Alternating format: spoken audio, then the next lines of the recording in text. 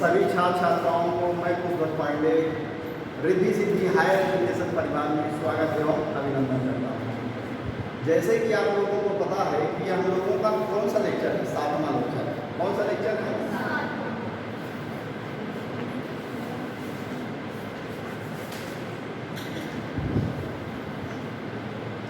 Lecture number एक class हम लोगों की मिस हो गई, कुछ जो है उसमें टेक्निकल इशू था, इसके कारण हम लोगों की क्लास मिस हुई है। हम लोग उस क्लास में हम लोगों ने पढ़ा क्या था? प्राचीन भारतीय ज्ञान परंपरा। क्या पढ़ा था? प्राचीन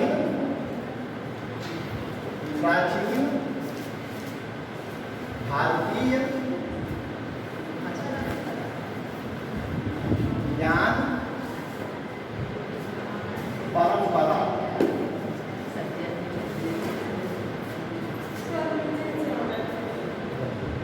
प्राचीन भारतीय ज्ञान परंपरा, इंग्लिश में इसे बोलते हैं बेटा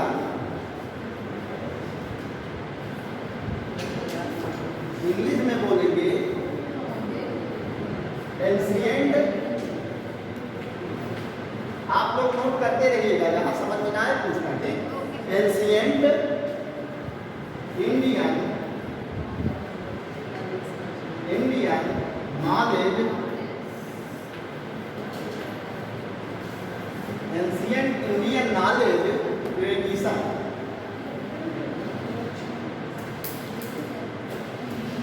एंशिएंट इंडियन नॉलेज ट्रेडिशन क्या है? प्राचीन भारतीय ज्ञान परंपरा। हम लोगों का यह एक नया टॉपिक है। अभी तक हम लोगों ने शिक्षा का अर्थ, संकुचित व्यापक, ये सारा टॉपिक पढ़ चुका है, और अब हम लोग आज से प्राचीन भारतीय ज्ञान परंपरा के बारे में जानेंगे। ठीक है, इतना आप लोगों ने हेडिंग डाल ली, नोट कर लिया है? इतना नोट किए? शिक्षा साथ नोट कर लो। आज की हेडिंग है ये। ठीक, अब आप लोगों को थोड़ा सा हम कहानी सुनाते हैं। बेटा देखना, जो भारत का प्राचीन ज्ञान परंपरा है, भारतीय ज्ञान परंपरा है, वह लगभग 4 से 5 हजार वर्ष पूर्व की है। कब से है? 4 से 5 हजार वर्ष पूर्व की है। 2000 तो चल ही रहा है, 2024। इसके पहले भी आप जो है आर्यों के आगमन से, मान लीजिए सिंधु घाटी सभ्यता के बारे में हमको ज़्यादा वहाँ का लिटरेचर मिलता नहीं, इसलिए ज्ञान परंपरा वहाँ में जान नहीं पाते। अब हम लोग प्राचीन भारतीय ज्ञान परंपरा में अगर देखें तो इसका स्टार्टिंग 4 से 5 हजार वर्ष पूर्व। तो पहला पॉइंट आप लोगों को मिल जाएगा कि प्राचीन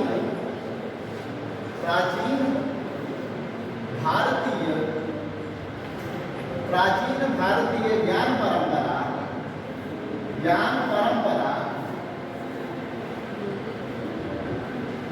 परंपरा का आरंभ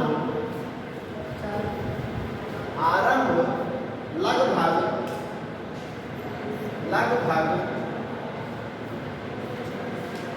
4000 साल से 4000 या 5000 वर्ष पूर्व से ज्ञात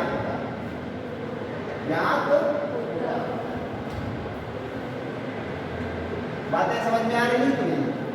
जो प्राचीन भारतीय ज्ञान परंपरा है, उसकी जानकारी हमको लगभग आज से 4000 वर्ष 5000 वर्ष पहले से हमको इन विषयों की जानकारी प्राप्त होती है। जैसे आज हम लोग जिस ट्रेडिशन में शिक्षा प्राप्त कर रहे हैं, तो इसकी नींव अगर हम देखें तो यह भारतीय समाज में 4000 5000 वर्ष पहले पढ़ चुकी थी। एक पॉइंट नोट किया आप लोगों ने? ये चीज समझ में आया कि नहीं? और भारतीय ज्ञान परंपरा में, प्राचीन भारतीय ज्ञान परंपरा में हम लोग मुख्य रूप से वैदिक शिक्षा प्रणाली के बारे में पढ़ते हैं। इसी में प्राचीन ज्ञान परंपरा में हम बौद्ध और जैन को भी शामिल कर लेते हैं, लेकिन जैन और बौद्ध भारत में कहीं और से नहीं आए थे, यहीं के ओरिजिन, ये सारे जो धर्म उपजे संप्रदाय रहे वो यहीं के हैं। तो इसलिए कमोबेश इनका जो है सिलेबस और पाठ्यक्रम थोड़ा मोड़ा अंतर करके इसी तरह मिलता है। तो प्राचीन भारतीय ज्ञान परंपरा में हम लोग मुख्य रूप से वैदिक कालीन शिक्षा के बारे में अध्ययन करते हैं। इसका इतिहास आप लोगों को समझ में आया।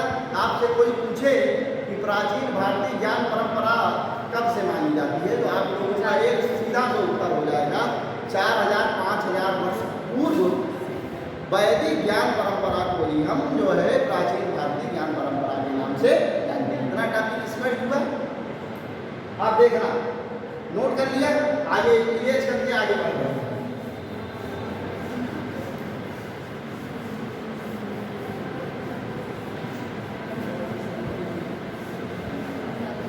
बेटा ध्यान रखना इस चीज को कि जब पाश्चात्य जगत पाश्चात्य दर्शन विषयों का क्लासिफिकेशन कर रहा था, वर्गीकरण कर रहा था, पाश्चात्य जगत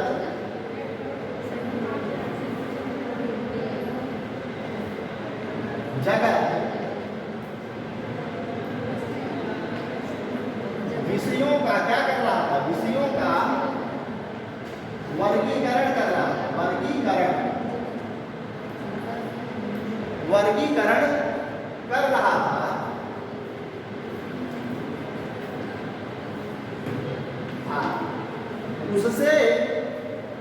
उससे शताब्दियों पहले हम लोगों ने भारतीय ज्ञान परंपरा को विभिन्न सब्जेक्टों के माध्यम से जोड़कर और आत्मा परमात्मा से उसका लिंक किया था। जैसे आज हम लोग जो अध्ययन करते हैं, जो क्लासिफिकेशन किया गया है, जैसे देखो इतिहास बेटा, इतिहास है ना, इतिहास के बाद क्या है, भूगोल, भूगोल, ठीक, संविधान,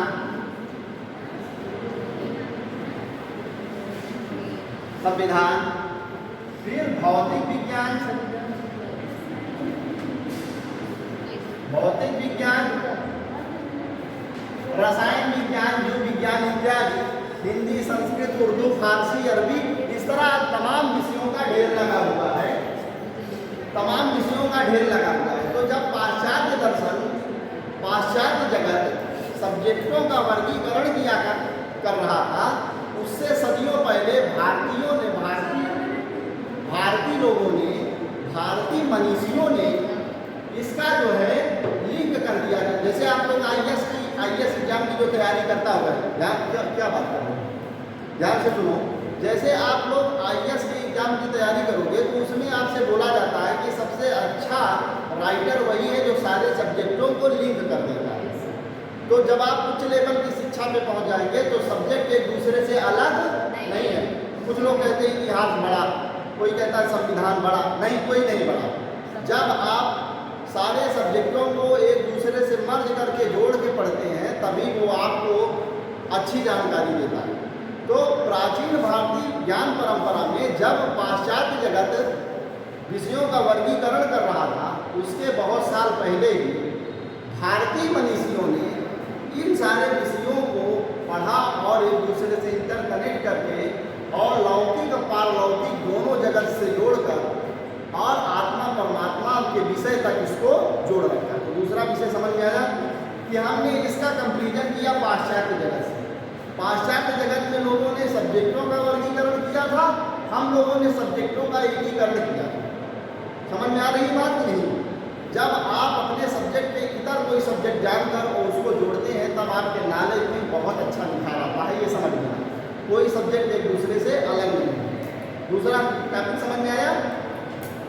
तो ये सारे विषय जैसे थे, तो भारतीय मुनियों ने क्या किया था, इन सारे सब्जेक्टों को जोड़कर और लौकिक और पारलौकिक जीवन को साधने का प्रयास किया था। दूसरा टॉपिक समझ में आ गया कि नहीं? दूसरा हमने केवल इसका कंपेरिजन किया है। अब आप लोग देखेंगे यहाँ से पहला पॉइंट हमने बताया कि प्राचीन भारतीय परंपरा की स्टार्टिंग कब से होती है, कब मानी जाती है। दूसरा टॉपिक हमने क्या बताया कि जब पाश्चात्य जगत विभिन्न विषयों को अलग कर रहा था, उससे शताब्दियों पहले हमने एक दूसरे सब्जेक्ट को लिंक कर लौकिक जीवन और पारलौकिक जीवन के बारे में समझ रखा। ठीक, बात दूसरी है कि हमने अपना नाम पेटेंट नहीं कराया, नहीं करा। सब यहाँ कहते थे कि किसने किया, तो हम लोग कहते थे सब प्रभु की इच्छा है, भगवान की कृपा है, कोई श्रेय लेने के लिए आगे नहीं आता। ये यहाँ का बड़ा है। ठीक, अब देखना प्राचीन भारतीय परंपरा की अगर ज्ञान परंपरा की बात करें तो वो किसमें निहित है? वेदों में निहित है। किसमें है? वेदों में, उपनिषदों में। ठीक, वेद यहाँ का सबसे प्राचीन ग्रंथ माने जाते हैं और उपनिषद वेदों की ही दार्शनिक व्याख्या। उपनिषद क्या है? वेदों की दार्शनिक व्याख्या है। अब हम लोगों को उपनिषद के बारे में जानने से पहले दर्शन के बारे में जानना पड़ेगा। क्या जानना पड़ेगा? दर्शन के बारे में। जब तक हम दर्शन नहीं जानेंगे तब तक हम जो है शिक्षा शास्त्र को समझने में थोड़ा सा कठिनाई महसूस होगी। तो दर्शन देखना बेटा क्या है। अगर आप देखें तो प्राचीन भारतीय ज्ञान परंपरा किसमें निहित है? वेदों में निहित है, उपनिषदों में निहित है। और उपनिषद का विषय क्या है? दर्शन। क्या है? दर्शन। अब यहाँ देखना दर्शन, इधर देखो, अभी बात मत करो नहीं तो छूट जाएगा, समझ में आएगा नहीं, दर्शन समझ में नहीं आता।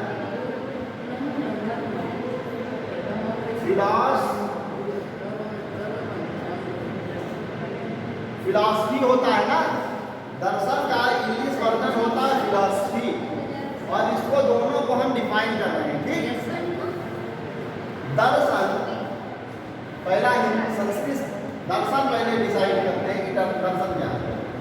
दर्शन दृश्य धातु, दृश्य धातु से निकला। किससे निकला है? जिसका मतलब होता है देखना। क्या होता है? देखना। ठीक है, दृश्य धातु से निकला है, जिसका मतलब क्या होता है? संस्कृत के दृश्य धातु से निकला है, जिसका मतलब होता है देखना। इसको संस्कृत में बोलते हैं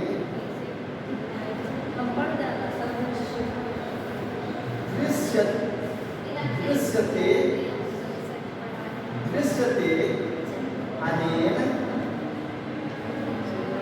इति दर्शनम। क्या बोलते हैं?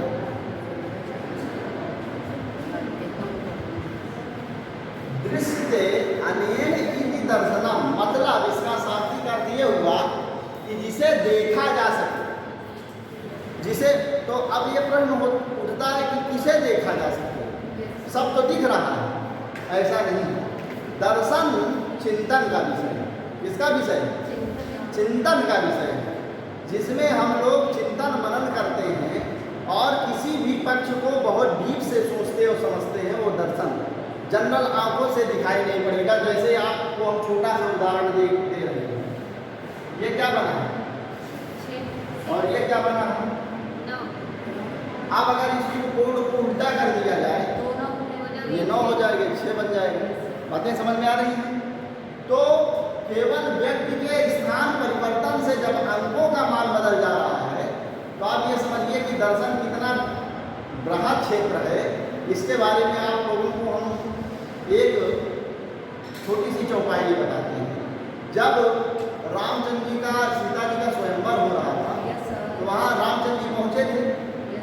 तो वहाँ पे एक चौपाई आई, वहाँ कहा गया कि जाती रही भावना जैसी, प्रभु मूरत देखी तीन कैसी। सीता जी भगवान को अपने पति के रूप में देख रही थी, तो उनको पति लग रहे थे। जो राक्षसवा थे वो उनको अपना शत्रु मान रहे थे। तो रामचंद्र जी तलवार लेके ऐसे ऐसे उनके सपनों में नजर आ रहे थे। ऋषि मुनि अपना उनको शिष्य मान रहे थे, तो उनको अपना शिष्य नजर आ रहा था। ठीक, बहुत सारे जो जनता खड़ी थी उनको भगवान रूप में देख रही थी, ईश्वर के रूप में देख रही थी। तो जो जिसका विचार था उसी हिसाब से उनका रूप नजर आ रहा है। मतलब आप लोग समझ लीजिएगा, दर्शन क्या है? दर्शन वैचारिक पक्ष है, देखने का एक नजरिया दर्शन, और सबके अंदर नहीं होता है। दूसरा उदाहरण, दर्शन में श्रीमद् भगवत गीता में भगवान श्री कृष्ण ने अर्जुन को यही सब उपदेश दिया था। अर्जुन कहने लगा, भगवान जी हम नहीं लड़े पड़ेंगे, जो सामने खड़े हैं ये हमारे कौन है? ये तो हमारे दादा हैं, इनका कैसे मार देंगे? और ये जो हमको पढ़ाए हैं ये हमारे गुरु हैं। तो भगवान ने उनको दर्शन सिखाया, दिव्य दृष्टि दिया और कहा कि बेटा जो आप समझ रहे हैं वत्स पार्थ जो आप ये समझ रहे हैं ये सब मोह माया है, यह सब मिथ्या है। उन्होंने फिर उनको दर्शन का ज्ञान दिया और फिर अर्जुन युद्ध के लिए तैयार हो गए। बातें समझ में आ रही है? तो दर्शन क्या है? जो जनरली दिखाई नहीं पड़ता उसके देखने के लिए ज्ञान रूपी जो है हम लोगों को साधन की जरूरत पड़ती है। तो दर्शन शिक्षा प्राप्त, दर्शन एक व्यापक पक्ष है। क्या है? व्यापक पक्ष है। शिक्षा उसी का एक छोटा रूप है। शिक्षा के माध्यम से ही हम दर्शन को समझ सकते हैं। इतनी बातें समझ में आ गई? तो ये तो आपको हमने दर्शन की जो हिंदी में लिखा था दर्शन, उसका हमने क्लासिफिकेशन किया, बताया कि दर्शन किस भाषा से निकला है, क्या शाब्दिक अर्थ होता है, और ये किसका तो बता दिए। दृश्यते अनेक इति दर्शनम, मतलब जिसको देखा जा सके उसे दर्शन बोलते हैं। समझ में आ गई इतनी बात? और यहाँ एक शब्द इसको इमेज करते हैं, फिलॉसफी अलग से पढ़ाते हैं। ठीक, क्या समस्या है? कोई प्रश्न? अभी तक कोई प्रश्न तो बता दो। टॉपिक ऐसा है कि अगर पढ़ते रहेंगे तो अच्छा लगेगा, और बोर महसूस करेंगे तो दर्शन वही कहता है, जाति नहीं भावना जैसी, सब्जेक्ट देखी कि तैसी, सब्जेक्ट नजर नहीं आएगा। अब फिलॉसफी,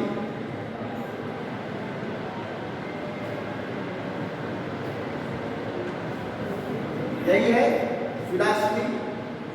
देखना, ये फिलॉसफी जो है आंग्ल भाषा के दो शब्दों से मिलकर बना है।